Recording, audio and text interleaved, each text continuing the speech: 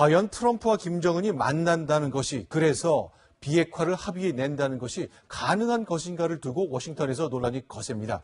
백악관은 만약 북한이 그 약속만 지킨다면 꼭 정상회담을 성사시키겠다고 강조했습니다. 박용 특파원입니다. 백악관은 북미 정상회담에 대한 회의론과 무산 가능성을 일축했습니다. Look, we fully expect that it will. The offer was made and we've accepted. 그러면서 북미 정상회담 성사를 위해 북한이 약속한 세 가지 조건의 이행을 촉구했습니다. Push this message through the South Koreans. To us, we have accepted their invitation on the three promises that they made, and we're going to move forward in this process. 또 북한의 공식 반응을 원한다며 사실상 실무 접촉을 제안했습니다. It's very early stages. We've not heard anything directly back from North Korea, although we expect to hear something directly from them. 북한의 입을 통해 비핵화 의지를 확인하고 개최 장소와 안건 등을 논의하고 싶다는 뜻으로 해석됩니다. 아프리카를 순방 중인 틸러슨 장관은 일정을 하루 앞당겨 귀국하기로 했는데 미국 외교가에선 대북 특사와 같은 모종의 역할을 준비하는 게 아니냐는 관측이 나옵니다. 뉴욕에서 채널A 뉴스 박용입니다.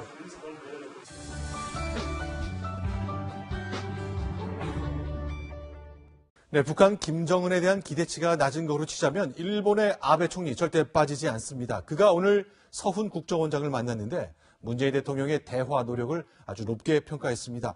그래서 그런 걸까요? 과거와 달리 의자 높이를 갖고 차별하지는 않았습니다. 도쿄에서 장원재 특파원입니다. 아베 총리와 같은 눈높이 의자에 마주 앉은 서훈 국정원장. 과거 강경화 외교장관에겐 색깔도 다르고 낮은 의자를 내놔 논란을 낳았던 때와 대조적입니다. 서 원장이 문재인 대통령의 메시지를 전하자 2차 올림픽을 계기로 시작된 한반도 평화의 물결이 좋은 흐름으로 이어지기 위해서는 한일 간의 협력이 무엇보다 중요하다는. 아베 총리는 문재인 대통령의 리더십에 경의를 표한다며 최근의 대화 훈풍을 긍정적으로 평가했습니다. 非核化を前提に話し合いをし、このことを日本は評価しております。非核化に向けて北朝鮮が具体的な行動を取ることによって、その言葉を実践することが極めて重要だと考えています。 여전히 대북 압박과 일본인 납북자 문제 해결을 강조하고 있지만 한반도 대화 기류에서 마냥 소외될 수 없다는 뜻으로도 읽힙니다. 아베 총리는 최근 모리토모 학원 스캔들과 관련해 정부 문서가 조작된 것으로 나타나면서 대국민 사과까지 한 상황. 여기에 한국 주도로 대북 논의가 급진전되면서 일본만 소외되면 그의 정치적 입지가 더 좁아질 수밖에 없기 때문입니다. 이번 주엔 고노 외상이, 다음 달엔 아베 총리가 미국을 방문해 대북 정책을 협의합니다. 학원 스캔들이 재점화되면서 정치적 위기에 몰린 아베 총리로선 외교 안보 면에서라도 점수를 따야 하는 상황입니다. 도쿄에서 채널A 뉴스 장원재입니다.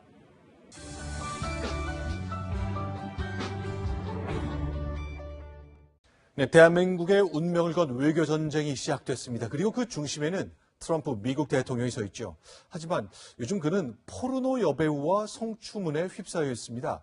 그가 충분한 준비도 없이 김정은을 덜컥 만나겠다고 한 것이 혹시 이런 궁지 탈출용이 아니었냐는 분석도 있습니다. 조아라 기자입니다. 최근 한 토크쇼에서 트럼프와의 성관계를 부인하지 않았던 포르노 배우 클리포드. Afterwards, he told you he wanted to see you again and asked you to sign a copy of one of your DVDs. Well, he does have good taste, I guess. 2006년 성관계에 대해 침묵하는 대가로 우리 돈 1억 3천만 원을 받고 맺은 것으로 알려진 이른바 침묵 합의서를 해지하겠다고 나섰습니다. 트럼프 대통령의 변호사 마이클 코헨은 대선 한 달 전 개인 돈을 지출해 합의서를 작성했다며 클리포드의 침묵을 요구하고 있지만 성관계에 대해 시인한 클리포드 측은 트럼프 대통령의 서명이 빠진 만큼 효력이 없다고 주장하고 있습니다. I don't understand why the president cannot come out and state unequivocally did he know about the agreement? 급기야 트럼프 대통령의 변호인단은 클리포드와 인터뷰한 CBS에 방송 금지 가처분 소송까지 제기했습니다. 법적 공방이 확산되면서 트럼프 대통령이 직접 재판에 출두하는 최악의 경우도 거론되는 상황. 선거법 위반 가능성까지 제기되는 가운데 트럼프가 11월 중간 선거를 앞두고 북미 대화를 이번 성추문 돌파 카드로 활용하고 있다는 분석마저 나오고 있습니다. 채널A 뉴스 조아라입니다.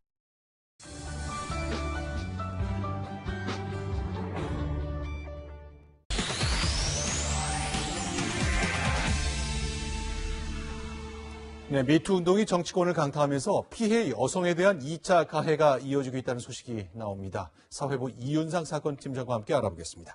자, 이 팀장, 오늘의 분석 키워드가 뭔가요? 네, 오늘의 키워드는 바로 2차 피해입니다. 최근 미투 고백이 이어지면서 피해를 주장한 여성들이 2차 피해를 호소하는 경우가 있는데요. 성폭력 범죄 자체로 인한 게 1차 피해라면 여기서 파생되는 법률적, 도덕적 부수 피해를 통틀어서 2차 피해라고 합니다. 자, 그렇다면 그 2차 피해. 지난주에 안희정 충남지사를 겨냥해 얼굴을 직접 공개하면서 문제 제기했던 그 김지은 씨가 지금 2차 피해를 호소하고 있다면서요. 네, 실제로 김지은 씨가 언론 인터뷰를 통해 성폭행 의혹을 제기한 직후부터 김 씨와 관련한 여러 얘기가 SNS를 통해 유포됐습니다. 대표적인 게 김지은 씨의 아버지가 특정 정당에서 정치 활동을 했다는 내용입니다. 그런데 김지은 씨 측 설명을 들어보면 김 씨 아버지는 당원으로 활동한 사실조차 없다고 합니다. 김 씨가 어떤 정치적 의도를 갖고 성폭행 주장을 했다는 오해를 불러일으킬 수 있는 루머였던 거죠. 김지은 씨 측의 법적 대응을 돕고 있는 대책위원회 얘기를 들어보겠습니다. 그 가족의 신상 털기가 시작되면서 피해자가 왠지 피해자 같지 않다고 이미지를 만들었습니다. 자, 그렇다면 또 하나, 정봉주 전 민주당 의원, 그 정 전 의원 관련해서도 비슷한 상황이 벌어지고 있습니까? 네, 정봉주 전 의원의 지지 모임인 정봉주와 미래 권력들, 줄여서는 미권스라고 하죠. 이 모임 회원들이 인터넷 공간에서 엉뚱한 사람을 공격한 혐의로 경찰 수사를 받게 된 건데요. 정봉주 전 의원의 성추행 의혹이 제기되자 상대 여성이 누구일지에 관심이 모아졌습니다. 지지 모임 회원들은 여성 한 명을 당사자로 지목을 했는데요. 인터넷에 이 여성의 신상을 공개하는가 하면 협박성 메시지도 보냈다고 합니다. 이 여성은 정상적인 생활이 어려울 정도로 정신적 피해를 입었다며 회원들을 경찰에 고소했습니다. 자, 그럼 지금 얘기를 들어보면 생각보다 일반인보다 이제 권력형 무언가가 연결됐을 경우 이런 상황이 좀 생기는 것 같은데 이런 건 왜 생긴다고 봐야 됩니까? 네, 전문가들은 성범죄가 갖고 있는 특성 때문이라고 설명을 하는데요. 목격자나 물증이 없는 경우가 많다 보니까 피해를 주장한 측의 진술이 얼마나 일관되는지, 신빙성이 있는지, 또 이를 뒷받침할 간접 증거들은 얼마나 있는지에 수사에 초점이 모아집니다. 결국 가해자로 지목된 사람 본인과 그의 가족, 넓게는 주변 지인, 최근 사건의 예를 든다면 정치적 지지자들까지 상대방 주장에 허점이 없는지 살펴보는 과정에서 또 다른 피해가 생긴다는 겁니다. 전문가 얘기를 들어보겠습니다. 2차 피해는 의도했을 수도 있고 의도하지는 않았지만 발생할 수도 있는데 어느 경우든 피해자가 입은 피해와 상처에 대해서 진지하게 생각하거나 접근하지 않은 것에서 비롯된다고 봅니다. 미투 운동이 확산되면서 성범죄 사건 그 자체와 함께 2차 피해의 심각성도 결코 간과할 수 없는 문제로 떠올랐습니다. 이와 관련해 법무부의 자문기구인 성희롱 성범죄 대책위원회는 최근 박상기 법무부 장관에게 2차 피해 방지 대책을 마련하라고 권고하는 상황에 이르기도 했습니다. 네, 여기까지 듣겠습니다. 이윤상 사건 팀장이었습니다. 고맙습니다.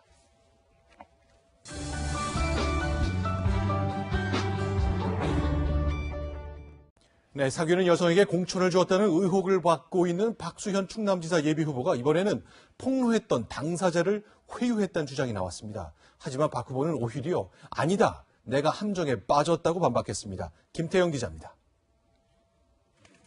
SNS를 통해 박수현 후보의 불륜 의혹을 폭로했던 민주당원 오영환 씨가 또 다른 의혹을 폭로했습니다. 선거 이후 보상을 암시하며 합의서를 써달라고 했다는 것. 중앙당에서 이제 그런 얘기를 좀 해주더라. 저하고 합의가 되고 한다면은 좋은 결과가 나올 수도 있지 않겠냐. 합의서 내용도 박 후보가 직접 썼는데 내용이 너무 터무니없어 더 이상 상대하지 않았다고 주장했습니다. 거짓말을 하라는 얘기밖에 안 돼. 그 다음부터 제가 그냥 전화 계속 오는 거 전화도 안 받아. 박 후보는 함정에 빠졌다며 오 씨를 비난했습니다. 전화를 걸어온 쪽도 오 씨였으며 어떻게 도와주면 되겠냐며 먼저 물었다는 것. 이에 따라 화해하는 내용의 글을 써서 검토를 요청했더니 언론에 터뜨렸다고 주장했습니다. 섭섭하다고 계속 저한테 어떤 사인을 보내는데 제가 그 자기 손을 따뜻하게, 자기 말을 따뜻하게 잘 관심을 기울여주지 않았다. 선거 활동을 재개한 박 후보는 자신의 거취가 선입견 없이 합리적인 이유로 결정된다면 당 결정에 따르겠다고 밝혔습니다. 자진 사퇴 문제를 놓고 당과 박 후보가 대립하는 상황에서 민주당 후보자 검증위원회는 박 후보의 검증을 국민배심원단에 맡기자고 제안했습니다. 채널A 뉴스 김태형입니다.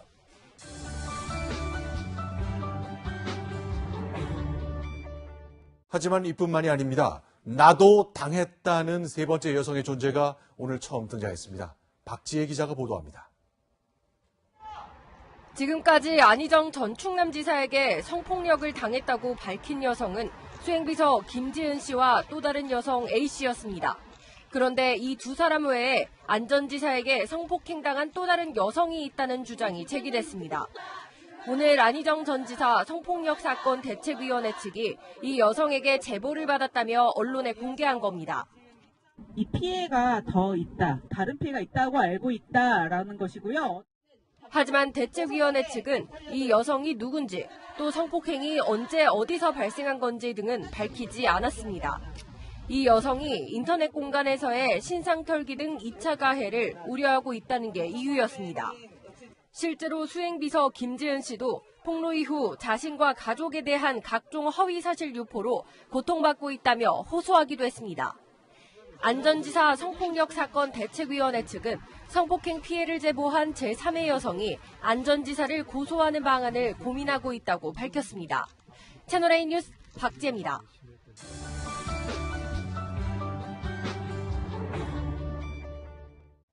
문화계와 정치권의 미투 폭로 때문에 우리가 잊고 지냈지만 문재인 대통령은 예고했던 대로 정부가 만들어서 국회에 넘길 개헌안을 오늘 보고받았습니다. 제일 눈에 띄는 것은 대통령 임기였습니다. 5년 단임제를 4년 연임으로 바꾸겠다는 겁니다. 최지원 기자입니다. 문재인 대통령 개헌안의 핵심은 대통령 4년 연임입니다. 8년 동안 집권할 수 있다면 정책 단절 없이 연속성 있게 책임 정치를 할 수 있다는 겁니다. 또 문 대통령은 4년 연임제가 자신에게는 적용되지 않을 것이라고 선을 그었습니다. 그러면서 6월 지방선거 때 개헌 국민투표도 반드시 함께 진행돼야 한다고 강조했습니다. 이번에 개헌안이 통과되면 2022년부터는 계속 대통령 선거와 지방선거가 함께 치러져 국명 낭비를 줄일 수 있다는 설명입니다. 청와대는 늦어도 21일까지는 대통령 개헌안을 발의할 계획입니다. 국회 개헌안을 마냥 기다릴 수 없다는 겁니다. 시간이 충분히 주어졌는데도 불구하고 아무런 진척이 없습니다. 책임 있는 정치적 태도가 아니라고 생각합니다. 6월 13일 지방선거일에 개헌 투표를 붙이려면 60일의 국회 심의기간과 18일의 투표 공고 절차가 필요합니다. 국회 합의안이 나오더라도 개헌안 공고 20일, 투표 공고 18일을 고려하면 4월 28일이 마지노선입니다. 청와대는 대통령 개헌안 발의 이후라도 국회가 합의안을 마련한다면 발의를 철회하겠다는 입장입니다. 채널A 뉴스 최지원입니다.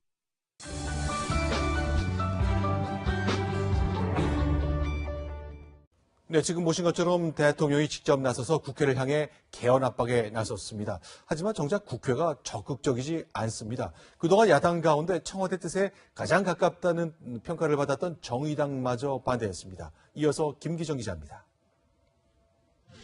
대통령 개헌안 발의 움직임에 자유한국당은 국회를 무시한 포갑이라고 반발했습니다.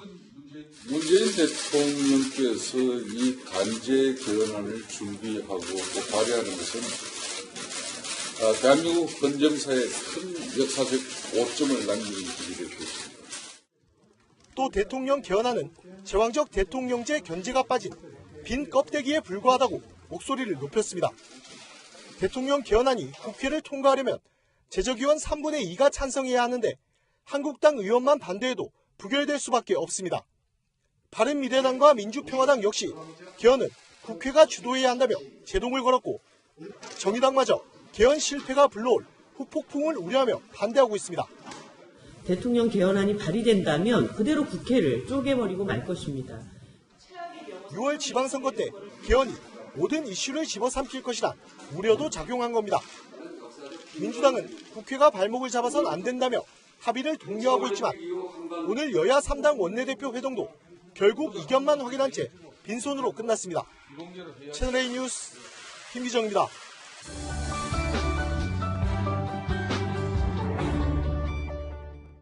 박항서 감독이 최근 베트남에서 축구 영웅으로 불리며 한국 신드롬을 일으켰었죠. 이번엔 영화입니다. 베트남에서 우리 영화 써니가 리메이크 됐는데 흥행 돌풍을 일으키고 있습니다. 김혜지 기자입니다. 학창시절 향수를 자극하며 흥행에 성공했던 영화 써니. 개봉 7년 만에 베트남 버전으로 다시 탄생했습니다. 영화 써니의 베트남판 영화 고고 시스터즈는 성인이 된 주인공들이 재회하는 모습부터 전학온 주인공이 친구를 만나고 다른 학교 학생들과 결투를 벌이는 장면까지 원작이 대부분 그대로 반영됐습니다. 영화 써니가 당시를 풍미했던 대중가요로 관객들의 감성을 자극했듯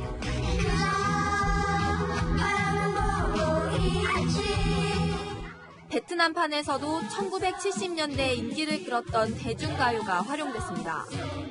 다만 2000년대 초 베트남의 사회적 배경을 고려해 생계를 혼자 책임지던 여성 캐릭터는 딸을 가진 엄마 역할로 바뀌었고 코미디 요소가 좀 더 강조됐습니다.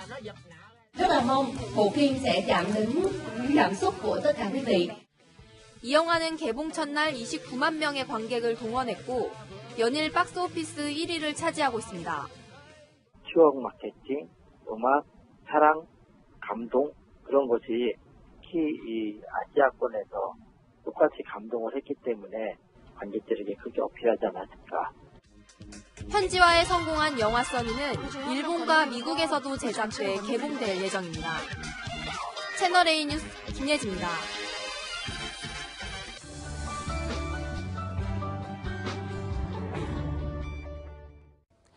오드리 헵번을 비롯해 케네디 전 대통령의 부인 제클린 등 전 세계 유명 인사들이 사랑했던 디자이너. 프랑스 출신의 세계적인 거장이죠. 위베르드 지방시가 91세를 일기로 세상을 떠났습니다. 이다혜 기자입니다. 1953년 영화 로마의 휴일로 일약 스타가 된 오드리 헵번. 헵번이 당대 패션 아이콘으로 떠오른 데는 디자이너 지방시의 공이 컸습니다. 1954년 영화 사브리나에서 헵번의 의상을 맡으며 둘의 인연이 시작됐고 1961년 티파니에서 아침을 해서 헵번이 입고 나온 검정 드레스는 헵번 룩의 상징이 됐습니다. 지방시는 케네디 전 미국 대통령의 부인 제키 케네디의 의상을 도맡아 우아한 영부인 패션, 이른바 제키 스타일을 만들어내기도 했습니다. 1950, 60년대 절제된 우아함으로 여성복의 정형을 만들고 패션계를 주도한 그가 91세를 일기로 세상을 떠났습니다. 그가 설립한 패션 브랜드 지방시는 공식 SNS를 통해 반세기 넘게 세련되고 우아한 파리를 상징한 신사가 떠났다며 애도했습니다. 1995년 마지막 컬렉션을 끝으로 은퇴했던 지방시.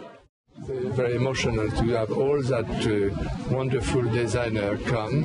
Some, like Saint Laurent, have not finished this collection. 세계 패션 역사에 이름을 남기고 영면에 들었습니다. 채널A 뉴스 이다혜입니다.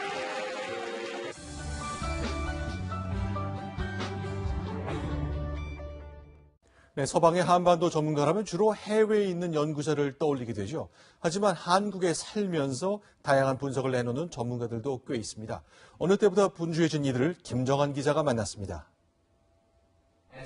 새학기 첫날이지만 강의 열기는 그 어느 때보다 뜨겁습니다. 진지한 질문을 쏟아내기도 하고 Your book, where do you think you succeeded the most with these virtues? Where do you think you failed the most? 때론 익살 섞인 강의에 웃음기가 터집니다. 한국인 아내와 결혼해 서울에 정착한 존 딜러리 교수. 2013년 슈미트 구글 회장과 방북하기도 한 그는 최근 불고 있는 대화 훈풍을 일단 긍정평가하면서도 What it shows that Kim Jong-un shows up and has a 4-hour banquet dinner with the South Korean delegation is he's all in. 트럼프 행정부 내 혼선을 걱정했습니다. DOD is not supportive of that option, Right, but that's the president clear. itself Yeah. is. Yeah. And I think to some extent we're all making educated guesses, and some people are more plugged in than others. 한국에서 활동하는 외국인 전문가들의 주 무대는 비단이 대학 캠퍼스에만 국한되는 것은 아닙니다. 평양과 서울을 오가며 북한 전문가로 활동하는 이도 있습니다. 북한을 5번 방문했고 데니스 로드먼, 지미 카터 전 미국 대통령의 방북 당시 자문 역을 맡기도 했던 핑크스턴 박사. 한국과의 인연은 1980년대로 거슬러 올라갑니다.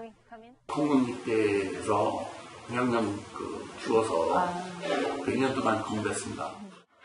한국어에 능숙하지만 민감한 현안에 대해선 영어를 고집할 정도로 신중합니다.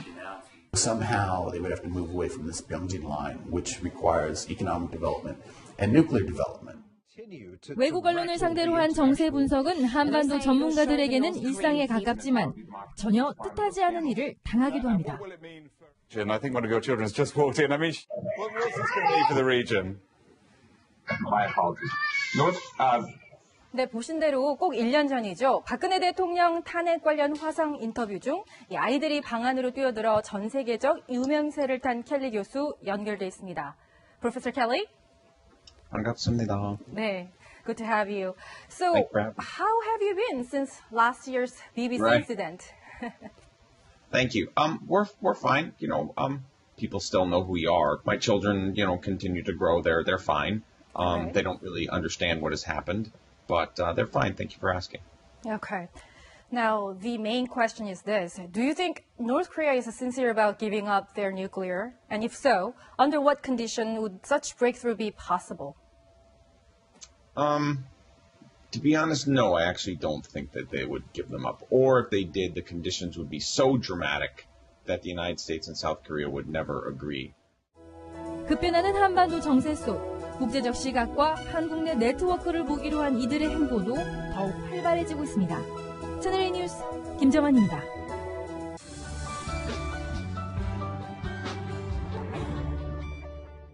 엄청난 공적 자금이 투입된 대우조선해양이 6년 만에 흑자를 냈다는 반가운 소식입니다. 헌데 곧바로 임금 인상 요구가 나왔다는데요. 고통을 감내해온 노동자들에게 보상해줘야 한다는 목소리와 잔치부터 벌이냐고 비판해야 한다는 주장이 나뉩니다. 정민지 기자입니다. 대우조선해양의 지난해 영업이익은 약 7,300억 원. 연간 흑자는 2011년 이후 6년 만입니다. 정부가 최근 2년에 걸쳐 7조 원이 넘는 공적 자금을 쏟아부었고 이 덕에 적자를 면했다는 분석이 나옵니다. 그런데 노조는 경영 상황이 나아졌다며 2015년부터 이어진 임금 동결을 끝내고 4%대의 기본급 인상을 1차 안으로 내걸었습니다. 좌우 계획으로 인해서 한 실질 임금이 2천만 원 이상은 좀 삭감이 되는 상황이거든요. 최저 임금 인사, 근로시간 단축도 있지 않습니까? 이런 것도 여러 가지 있기 때문에. 하지만 졸라맨 허리띠를 풀기에는 아직 이르다는 비판이 나옵니다. 4분기에 들어서 다시 적자로 전환되기까지 한 상황이어서 추가적인 비용이 증가할 수 있는 대일 임금 증가에 대해서는 신중할 필요는 있습니다. 조선업 불황 속의 대우조선의 회생은 일감 확보와 함께 인건비를 포함한 생산 원가 절감에 달려있다고 전문가들은 보고 있습니다. 채널A 뉴스 정민지입니다.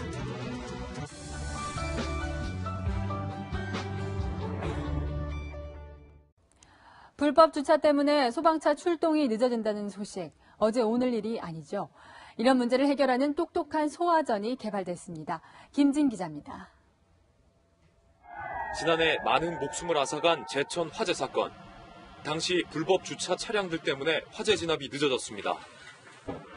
국내 한 통신사가 사물 인터넷 기술을 적용한 스마트 소화전을 개발했습니다. 화재 상황을 가정해 소방차가 출동하는데 소화전 앞에 한 차량이 불법 주차를 시도하자 소화전 주정차 금지 구역입니다. 즉시 경고음이 울리고 경광등이 작동합니다. 소방용수를 공급하는 도로 위 소화전 안팎에 각종 센서와 통신 장비를 부착한 겁니다. 불법 주정차로 인해 화재 범위가 확대된 피해 건수는 해마다 100건 이상을 기록합니다. 당연히 소화전 앞에는 주차를 하면 안 되는데 그런 현실들이 참 씁쓸한. 불법 주차 여부만이 아니라 소화전은 제대로 작동하는지, 소방 용수는 충분한지 관제실의 중앙 모니터로 확인할 수 있습니다. 무선으로서 언제 어디 어느 곳에나 설치가 가능하고 24시간 지능형 소화전이 모니터링이 가능합니다. 이 스마트 소화전은 전국 소방서로 확대될 예정입니다. 채널A 뉴스 김진입니다.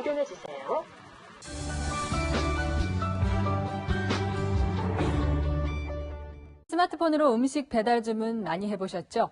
이제는 세탁소에 옷을 맡기는 것도 스마트폰 앱에서 터치 몇 번 하는 걸로 가능하다고 합니다. 홍일아 기자입니다. 스마트폰 앱에 접속해 집에서 가까운 세탁소를 고르고 원하는 서비스와 시간 장소를 선택하자 해당 세탁소 사장님의 스마트폰에 바로 알림이 뜹니다. 세탁물 수거하러 왔습니다. 출퇴근 시간에 잠깐 해가지고 몇 시까지 오라고 그러면 저희는 바로 하니까. 조금 전 세탁소에서 드라이클리닝을 마친 코트인데요. 세탁소는 고객이 스마트폰 앱에서 지정한 시간에 맞춰 집 앞까지 배달해 줍니다. 직장인이다 보니까 원하는 시간에 맡기고 찾을 수 있는 게.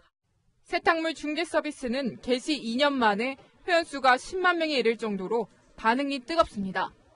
무료 데이터들이 쌓이게 돼요. 세탁할 주기마다 저희가 계속 알림을 드리는 이런 활용 방안이 있을 것 같아요. 음식 배달 등에 한정됐던 물류 스타트업 창업은 원룸이사, 택배 등으로 영역을 넓히면서 3년 만에 3배 가까이 성장했습니다. 국토부는 맞춤 지원 프로그램을 확대해 관련 창업을 적극 지원한다는 계획입니다.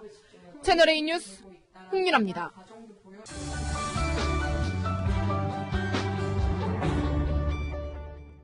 평창 패럴림픽은 장애인들이 주인공인 축제인데요.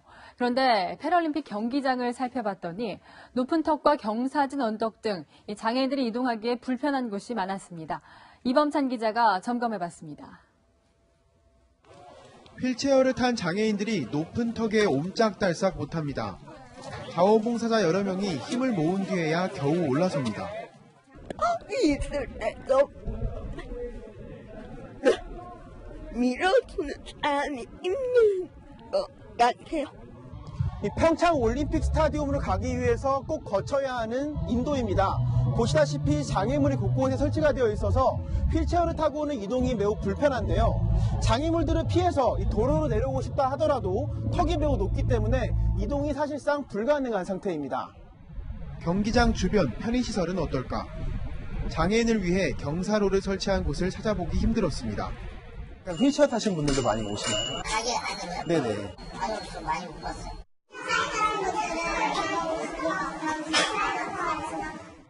올림픽 파크 내 경사로도 문제입니다. 오르막길에선 힘이 몇 배로 들고 내리막길에선 속도 제어가 어렵습니다. 자원봉사자가 부족해 사고 우려가 큰 상황입니다. 내려가는 길이 너무 급하게 제동이 안 되다 보니까 그런 위험한 부분이 좀 있습니다. 간혹 한두 분이 좀 넘어지시는 경우라든가 이런 경우가 생겼었습니다. 손 한 뼘 높이에 불과한 턱, 경사진 언덕 때문에 장애인들이 불편을 겪고 있습니다.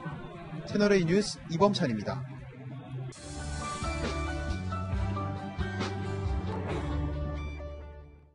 대구 달서구가 요즘 시끄럽습니다. 선사시대 유적이라는 걸 알리기 위해서 설치한 커다란 원시인 조형물 때문인데요. 흉물이다, 아니다. 사람마다 생각이 다 다릅니다. 배유미 기자입니다. 사람이잖아. 사람이라고. 누워 잠든 원시인 형상의 대형 조형물이 시선을 끕니다. 길이 20m, 높이만 6m. 이 조형물을 설치하는 데만 예산 2억 원이 쓰였습니다. 흥미로운 광경이긴 해요. 외부에서 온 사람들은 좋아할 수도 있을 것 같아요. 2만 년 전 구석기 시대 유물이 나온 대구 달서구를 알리기 위해 2달간 공사 끝에 지난달 말 완성됐습니다. 달서구는 이 조형물과 함께 선사시대 테마거리를 활성화해 관광객을 유치하겠다는 겁니다. 이 원시인 조형물은 랜드마크가 될 것이란 기대감도 있지만 이렇게 철거를 요구하는 목소리도 있습니다. 전화 왔어요. 야, 너희 집 앞에 그렇게 괴물 같은 거 뭐냐고. 무덤 봉우리가 2개 있는 것은 위압적이고 좀 섬뜩하기까지 하죠. 주민 1,700명은 원시인 조형물을 철거해달란 청원서를 구의회에 제출했습니다. 구청 측은 주민들을 계속 설득해보겠다는 입장입니다. 빨리 여기를 좀 명소가 되게 하는 게 그나마 제일 나은 방법이 아닐까 싶습니다. 흉물이냐, 지역을 대표하는 명물이냐를 놓고 당분간 논란은 계속될 전망입니다. 채널A 뉴스 배윤입니다.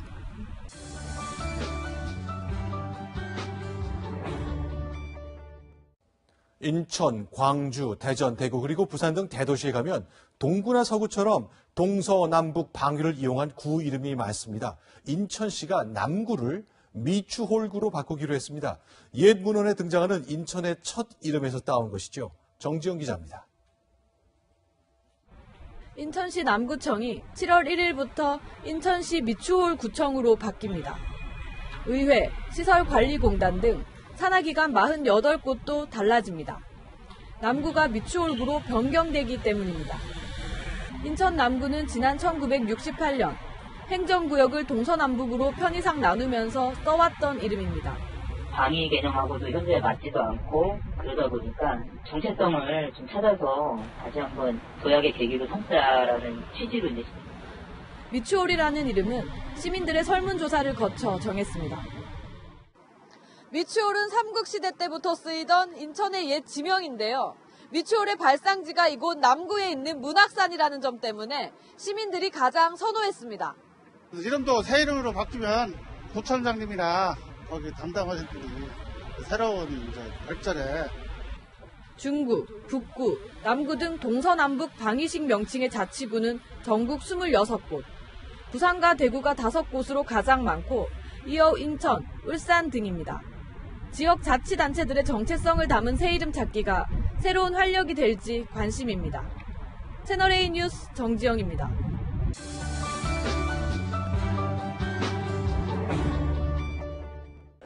완벽한 봄은 쉽게 오는 법이 없습니다. 오늘도 미세먼지 때문에 아쉬움이 남는 날씨였는데요. 지금은 대기질이 정상 수준 회복하고 거리의 시민들도 마스크를 거의 쓰지 않은 모습입니다. 내일은 날씨 상황이 오늘보다 좋아집니다.